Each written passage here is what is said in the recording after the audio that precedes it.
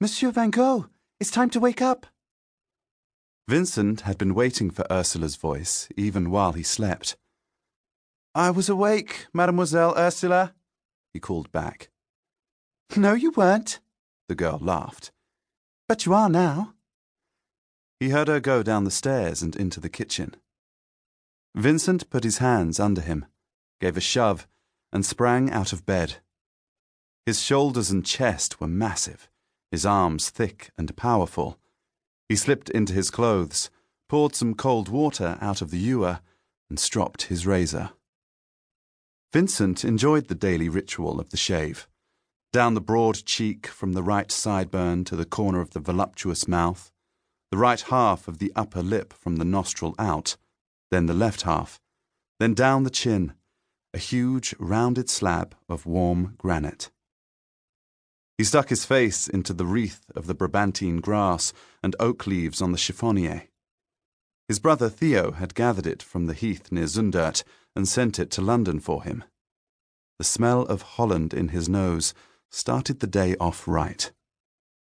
Monsieur Van Gogh, called Ursula, knocking on the door again. The postman just left this letter for you. He recognized his mother's handwriting as he tore open the envelope. Dear Vincent, he read, I'm going to put a word to bed on paper for you. His face felt cold and damp, so he stuck the letter into his trouser pocket, intending to read it during one of his many leisure moments at Goupil. He combed back his long, thick, yellow-red hair, put on a stiff white shirt, low collar, and a large, knotted, 4-in-hand black tie, and descended to breakfast and Ursula's smile. Ursula Loyer and her mother, the widow of a Provençal curate, kept a kindergarten for boys in a little house in the back garden. Ursula was 19, a smiling, wide-eyed creature with a delicate, oval face, pastel colouring, and a small, slender figure. Vincent loved to watch the sheen of laughter which, like the glow from a highly coloured parasol, was spread over her piquant face. Ursula served with quick, dainty movements, chatting vivaciously while he ate. He was 21 and in love for the first time. Life opened out before him. He thought he would be a fortunate man if he could eat breakfast opposite Ursula for the rest of his days. Ursula brought in a rasher of bacon, an egg, and a cup of strong black tea. She fluttered into a chair across the table from him, patted the brown curls at the back of her head, and smiled at him while she passed the salt, pepper, butter, and toast in quick succession. Your mignonette is coming up a bit, she said, wetting her lips with her tongue. Will you have a look at it before you go to the gallery?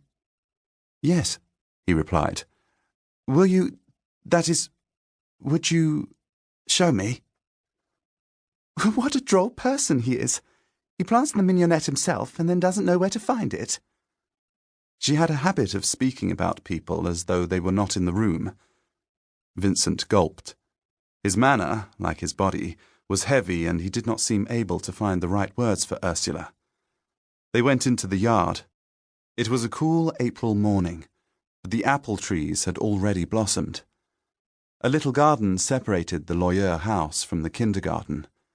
Just a few days before, Vincent had sown poppies and sweet peas. The mignonette was pushing through the earth. Vincent and Ursula squatted on either side of it, their heads almost touching. Ursula had a strong, natural perfume of the hair.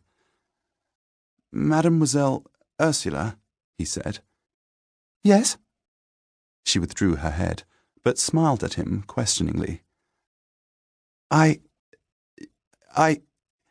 That is... Dear me, what can you be stuttering about? She asked and jumped up. He followed her to the door of the kindergarten. My poupon will be here soon, she said. Won't you be late at the gallery? I have time. I walk to the Strand in 45 minutes.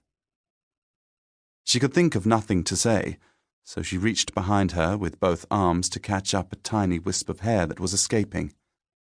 The curves of her body were surprisingly ample for so slender a figure. "Whatever have you done with that Brabant picture you promised me for the kindergarten?" she asked. "I sent a reproduction of one of César de Kock's sketches to Paris.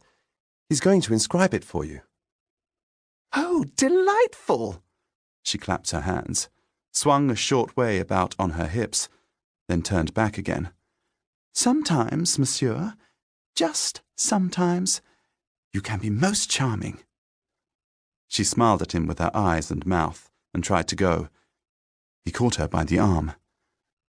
"I thought of a name for you after I went to bed," he said.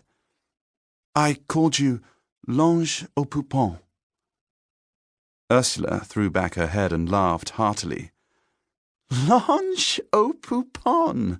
she cried. "I must go tell it to Mother." She broke loose from his grip, laughed at him over a raised shoulder, ran through the garden and into the house.